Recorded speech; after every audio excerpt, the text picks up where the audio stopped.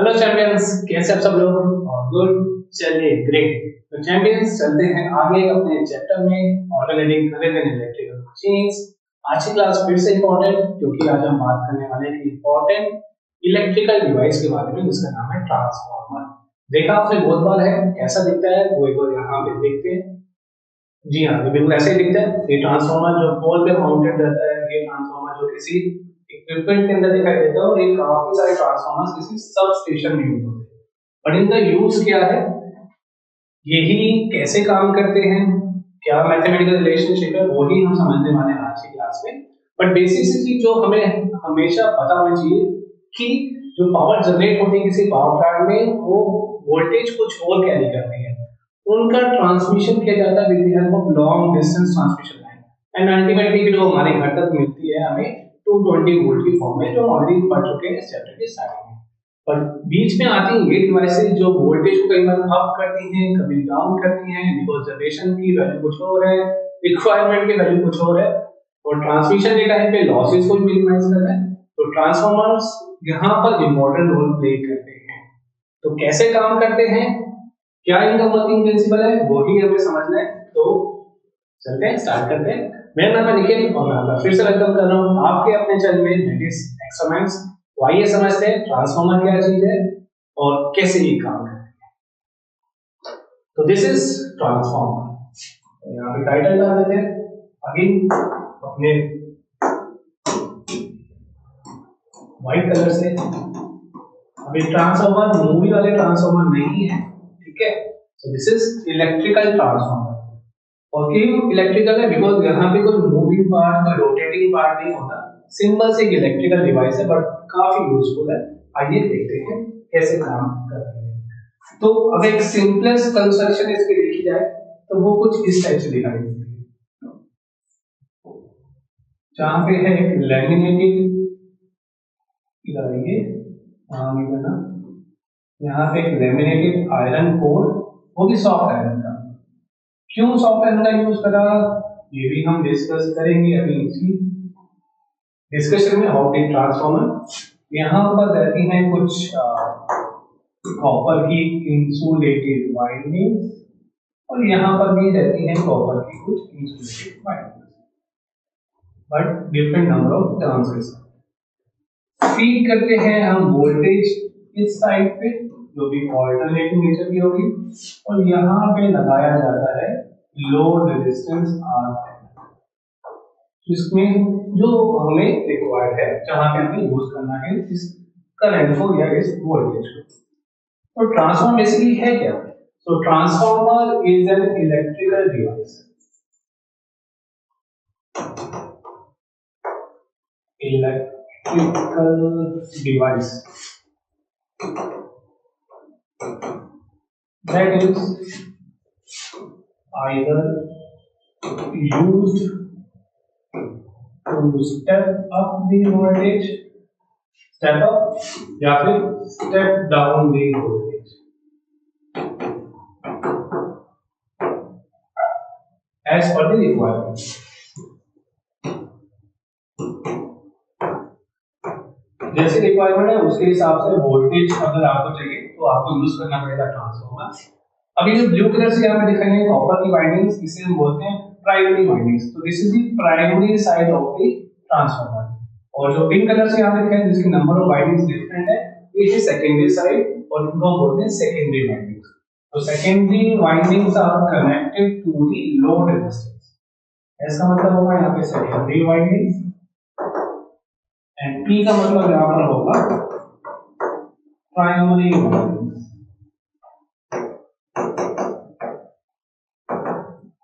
अगर तो आप समझ गए यहाँ पे this is the load resistance.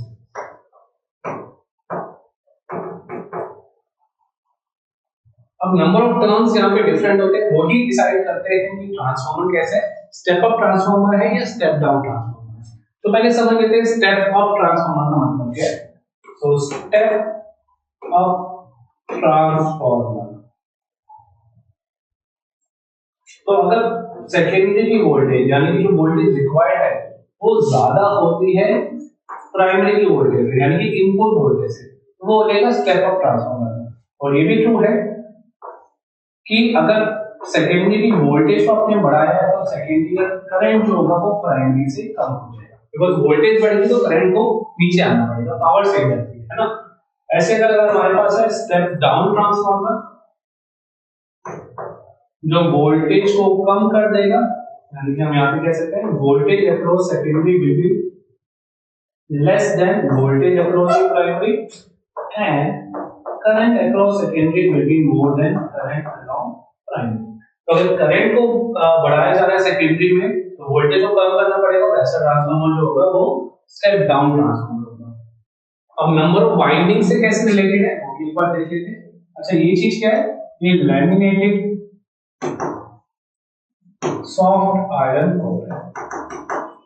क्यों आया, क्यों लैमिनेशन किया समझेंगे सब कुछ, ठीक है।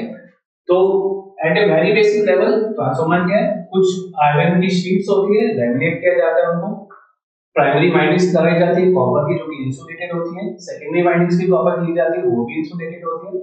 सेकेंडरी के अक्रॉस लग जाता है लोड रेजिस्टेंस, जहां पे रिक्वायरमेंट है तो यूज करना है, और प्राइमरी के अकाउंट जो दिया जाता है वो दिया जाता है एसी, ऑल्टरनेटिंग करंट या ऑल्टरनेटिंग वोल्टेज प्राइमरी से। Number of turns of primary और number of turns of secondary हमेशा अलग रहते हैं, दे आर नेवर। तो यहाँ पे हम ये भी समझ सकते हैं, अगर नंबर ऑफ टर्न्स यहीं पे लिख देते हैं, number of turns in secondary are more than number of turns in the primary, तो ये हो जाएगा स्टेप अप ट्रांसफार्मर। और अगर number of turns in the secondary are less than number of turns in the primary, तो ये हो जाएगा स्टेप डाउन ट्रांसफार्मर। यानी कि नंबर ऑफ वाइंडिंग्स बढ़ जाती है तो वोल्टेज को ऊपर ले जाया जाएगा, अगर नंबर ऑफ वाइंडिंग सेकेंडरी में कम हो जाती है तो वोल्टेज को ड्रॉप डाउन कर दिया जाएगा। सिंपल चीज। तो यहाँ पे कोई मूविंग पार्ट कोई रोटेटिंग पार्ट आपको नहीं दिखाई दिया, इसलिए जो ट्रांसफार्मर्स होते हैं उनकी एफिशिएंसी बहुत हाई होती है। आइडियल ट्रांसफार्मर तो वैसे 100% एफिशिएंसी कैरी करता है, बट आपको भी पता है आइडियल चीज कुछ नहीं होती, बट इन रियल लाइफ जो ट्रांसफार्मर्स होते हैं हमारे पास उनकी एफिशिएंसी एज हाई एज 90 से लेके 99% तक भी जाती है, तो इतने ज्यादा एफिशिएंट होते हैं, ठीक है। तो ये जो ट्रांसफार्मर है यहाँ पे देखेंगे तो इसमें अंदर की चीज हो सकता है इससे अलग हो। तो दो तरीके से ट्रांसफार्मर की कंस्ट्रक्शन की जाती है, एक तो होता है कोर टाइप और एक होता है शेल टाइप। वो कैसा होता है वो एक बार देख लेते हैं। तो अगर हम यहाँ पर कोर टाइप ट्रांसफार्मर की बात करें,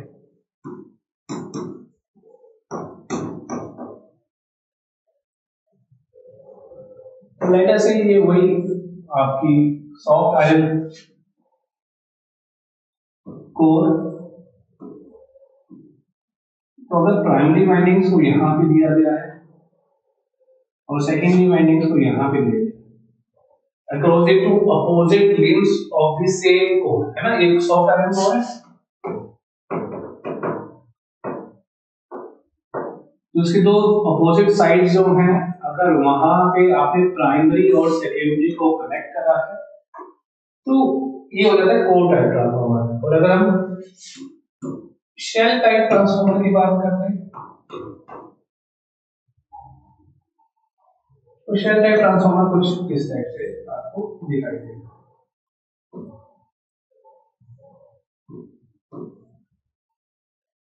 तो यहां पर होता है हमारे पास एक कॉमन लिंक, इंसुलेटेड प्राइमरी, और यहीं पे बना लेंगे हम secondary. Number of turns again different, ठीक है।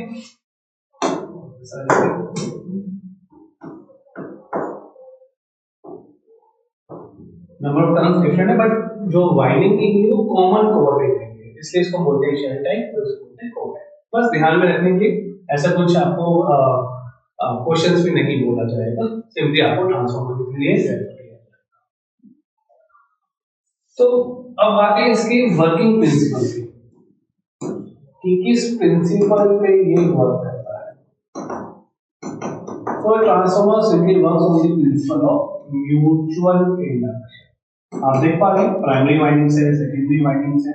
तो प्राइमरी वाइंडिंग्स को इनपुट एसी दिया जाता है, वहां पे कुछ फ्लक्स जनरेट होता है, वो फ्लक्स सेकेंडरी वाइंडिंग्स तक पहुंचता है, वहां पे फिर इंड्यूस ईएमएफ क्रिएट होता है और उसकी वजह से करंट भी आता है। तो यहाँ पे प्राइमरी को दिया जाएगा एसी, ऑल्टरनेटिंग करंट या ऑल्टरनेटिंग वोल्टेज, वोल्टेज देंगे बेसिकली हम, और वही वोल्टेज फ्लक्स जनरेट करेगी, वो फ्लक्स पहुंचे सेकेंडरी तक और फिर वो इंड्यूस कर देता है। तो the principle of mutual induction यहाँ पे वर्क करता है। अच्छा, अगर सेकेंडरी में इंड्यूस हो रहे हैं flux as per Lenz's law, primary में भी कुछ ना कुछ सेल्फ इंड्यूसिंग में आ रहा होगा, है ना। तो हम यहाँ पे सिंपली लिख सकते हैं that E2 is equals to minus number of turns of secondary। आप ES NS भी लिख सकते हैं, E2 N2 या E1 N1 ऐसे भी लिख सकते हैं, वो आपकी चॉइस है, आप जैसे लिखना चाहें वैसा लिख सकते हैं, बट आपको पता होना चाहिए कि आप 2 और 1 से क्या रेफर कर रहे हो, ठीक है। सो E2 is equals to minus of N2 d5 by dt। एक काम करते हैं, हम S की फॉर्मेट में चलाते हैं बिकॉज उसमें थोड़ा सा आइडेंटिफाई करना आसान है कि हम S सेकेंडरी को लेके चलते हैं और P प्राइमरी को लेके चलते हैं। मैं यहाँ से 2 टर्म हटा रहा हूँ और यहाँ पे मैं S वर्ड ऐड कर रहा हूँ, ठीक है। So ES equals to minus of NS d5 by dt। Similarly EP is equals to minus of NP d5 by dt। हम यहाँ पे एज्यूम करके चलते हैं there is no flux leakage, कोई भी फ्लक्स की लीकेज नहीं होती। Assuming there is no flux leakage, flux की लीकेज नहीं हो रही है, ठीक है। तो जितना जब इक्विलिब्रियम की कंडीशन आ जाएगी तो हम यहाँ पे सिंपली कह सकते हैं that E secondary upon E primary is equal to minus of ms d5 by dt। Rate of change of flux secondary का और rate of change of flux primary का सेम हो जाएगा, d5 by dt। ये पूरी चीज cancel out हो जाएगी तो आपके पास सिंपल सा रिलेशनशिप आ जाता है E secondary upon E primary is equal to N secondary upon N primary। तो एक सिंपल सी इक्वेशन आपके पास आ जाती है, इसको थोड़ा सा और आगे लेकर चलते हैं because there is no flux leakage और जो ट्रांसफार्मर है वो 100% एफिशिएंट है, ट्रांसफार्मर इज आइडियल। हम ऐसा एज्यूम करते हैं, एज्यूमिंग ट्रांसफार्मर इज आइडियल यानी कि उसकी एफिशिएंसी 100% यहाँ पे दी जाती है या मानी जाती है। उस टाइम पे क्या होगा, जितनी इनपुट पावर होगी उतनी ही आउटपुट पावर होगी। अब इसका क्या यूज है, नेक्स्ट पेज पे देख लीजिए।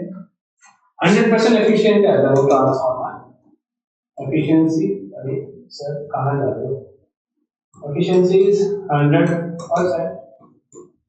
तो जो प्राइमरी पावर है और जो सेकेंडरी पावर है बराबर है, यानी कि E primary I primary power मिल गई, एक्साइटेड है ना, इधर से उधर भागता है। I primary is equal to E secondary I secondary. तो जो हमारा रिलेशनशिप है वो ऐसे भी बन सकता है that ES upon EP is equal to IP upon RS। अभी हमने देखा था कि एक्चुअली किसके इक्वल था, ये है number of terms of secondary divided by number of terms of primary.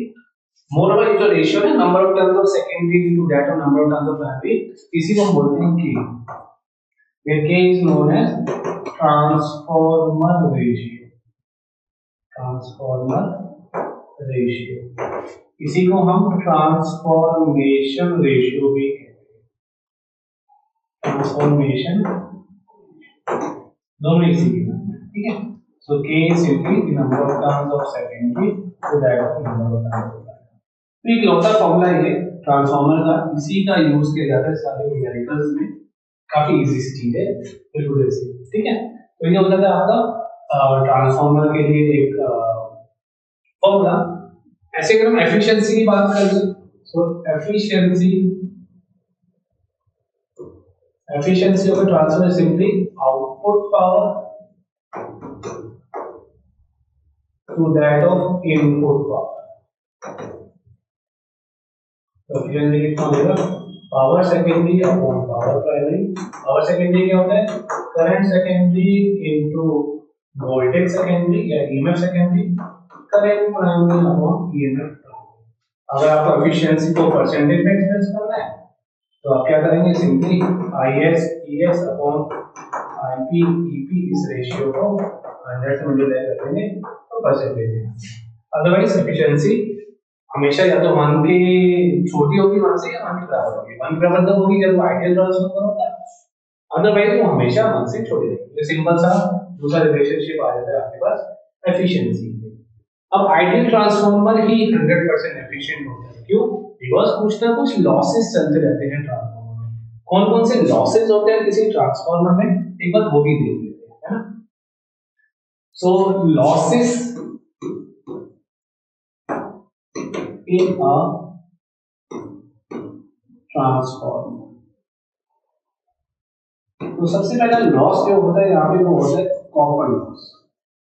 अब कॉपर लॉस का मतलब ये नहीं है कि कॉपर निकल गिरना शुरू हो जाता है, ऐसा कुछ नहीं हो रहा।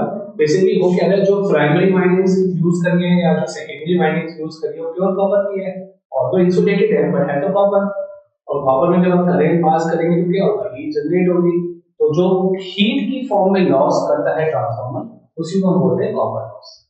सो यहाँ पे कह सकते हैं in the form of heat generated in the copper windings, both primary and secondary.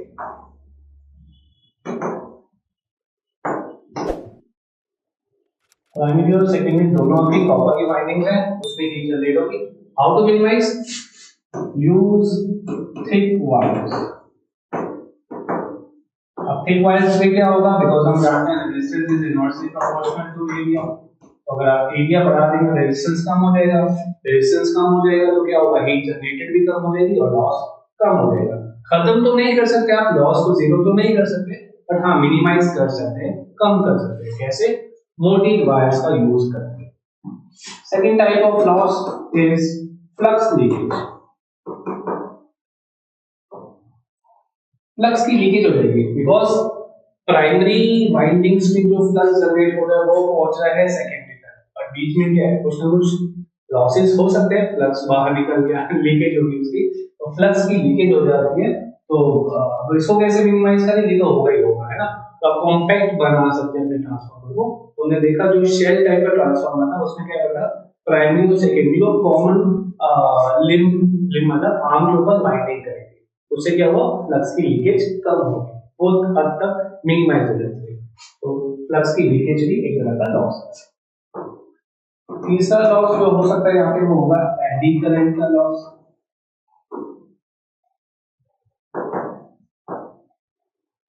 ये भी इन दी फॉर्म ऑफ हीट ही होता है। मेजर लॉसेस जो करंट के साथ होते हैं एसोसिएटेड वो हीट वाले ही होते हैं, इन दी फॉर्म ऑफ हीट। ठीक है, अब हो क्या रहा है, अगर हम आयरन को जो ले रहे हैं वो थिक शीट का ले रहे हैं, this is thick iron sheet. तो जो थिक आयरन शीट्स होती हैं उनमें क्या होता है, कुछ ऐसे रोटेट या रिवॉल्व करते हुए करंट जनरेट होते हैं, उन्हीं को हम क्या बोलते हैं, एडी करंट। तो एडी करंट जब जनरेट होते हैं किसी थिक शीट के अंदर, थिक मेटालिक शीट के अंदर, तो वो हीट भी जनरेट करते हैं और इन्हीं को बोलते हैं एडी करंट। तो इनके से जो हीट की फॉर्मेट में लॉस होता है उसे बोलते हैं एडी करंट। तो ये वाले लॉसेस से बचने के लिए हाउ टू अवॉइड, इसलिए हमने क्या यूज किया था, लैमिनेटेड आयरन। स्टार्टिंग में हमने देखा ना कि हमने मल्टीपल शीट्स यूज की थी सॉफ्ट आयरन की, उनके ऊपर भी बाइंडिंग्स दी थी प्राइमरी और सेकेंडरी। तो लैमिनेटेड शीट्स मतलब पतली पतली शीट्स को लिया जाता है। कैसे? देखो हमने जो फर्स्ट पेज में देखा था वो लीड आयरन था, आप देख सकते हैं यहाँ पे कुछ पतली पतली शीट्स ले रखी है सॉफ्ट आयरन की, ठीक है, इनको आपस में चिपका दिया जाता है, लैमिनेट कर दिया जाता है। That's how instead of using a thick iron sheet कुछ पतली शीट्स का यूज किया जाता है, उनको लैमिनेट करके, तो एडी करंट वाले लॉसेज जो होते हैं वो बच जाते हैं, वो नहीं होते, या होते तो बहुत मिनिमम लेवल पर होते हैं, इसलिए फिर एफिशिएंसी बढ़ जाती है इस ट्रांसफार्मर की। ठीक है, तो ये आपको लैमिनेशन दिख रहा है, आप चाहे तो वीडियो को पॉज करके जूम हो सकता है, जूम करके देखिए, बट आपको आराम से इमेज मिल जाएगी, आप गूगल पे सर्च आउट कर सकते हैं। जो छोटे ट्रांसफार्मर होते हैं जो पोल माउंटेड नहीं है या जो इस बड़े लेवल का नहीं है, जो आपकी डिवाइस में यूज हो रहा है, कौन से डिवाइस में यूज हो रहा है, टीवी के अंदर यूज होता है, आपके रेडियो के अंदर यूज हो रहा है, जो ट्रांसमीटर्स होते हैं, जो रिसीवर्स होते हैं, उनमें सब में लगा रहता है, आपके जो स्पीकर्स होते हैं वहां भी इसका यूज होता है, आपके जो एसी लगा हुआ आपके घर में जो उसके वोल्टेज स्टेबलाइजर्स है उसके अंदर भी इसी टाइप के ट्रांसफार्मर का यूज होता है। इससे छोटे भी होते हैं जो आपके इलेक्ट्रॉनिक सर्किट्स में यूज होते हैं, आपके लैपटॉप की मदरबोर्ड में भी ट्रांसफार्मर कहीं ना कहीं यूज हो रहा है, जो फोन का या लैपटॉप का चार्जर है उसके अंदर भी ट्रांसफार्मर यूज हो रहा है। क्यों हो रहा है भाई? सिंपल सी बात है, 220 वोल्ट का इनपुट दे रहे हो है ना, चार्जर तो सॉकेट में लगाया, आया 220 वोल्ट और चार्जर को कितना चाहिए, 12 वोल्ट चाहिए, 9 वोल्ट चाहिए, तो कैसे करेगा नीचे? समझ गया है ना? तो ट्रांसफार्मर का यूज किया जाता है, तो वैसे इसको स्टेप डाउन करवा देते हैं। तो ये आप आराम से चेक कर सकते हैं। ट्रांसफार्मर अपने लैपटॉप का चार्जर खोल के देखना है खराब हो जाएगा तब खोल के देखना, आपको ये चीज दिखाई देगी।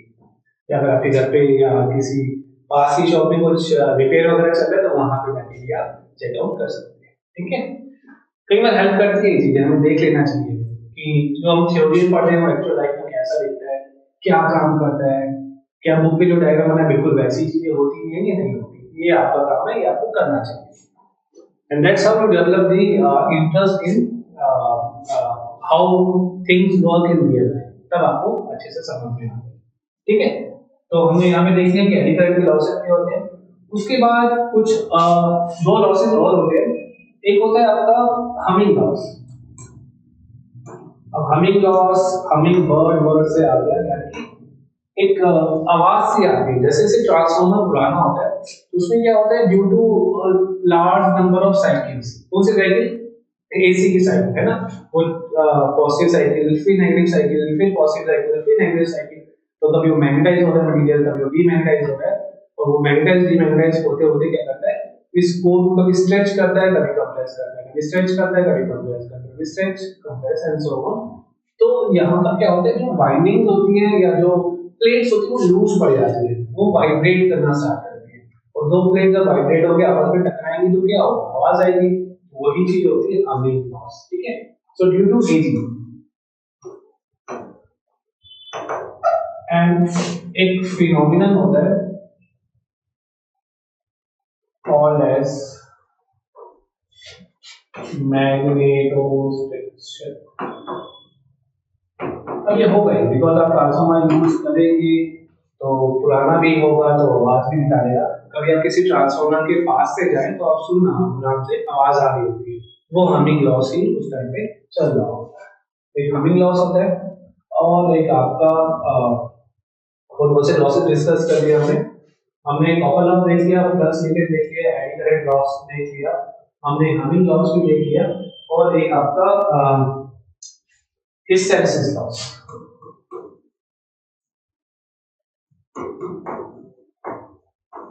अब हिस्टैरिसीस लॉस क्या होता है, अगेन यहाँ पे भी क्या हो रहा है, साइकिल चल रही है ऑल्टरनेटिंग करंट की, positive half negative half positive half negative half. तो क्या होता है कि मैग्नेटाइज करने के लिए या डीमैग्नेटाइज करने के लिए कोर को क्या करना पड़ता है, कुछ वर्क डन करना पड़ता है ना। ऑल्टरनेटिंग ईएमएफ जो मिल रहा है वो कुछ ना कुछ वर्क कर रहा है मैग्नेटाइज करने के लिए और डीमैग्नेटाइज करने के लिए, किसको, सॉफ्टवेयर कोर को।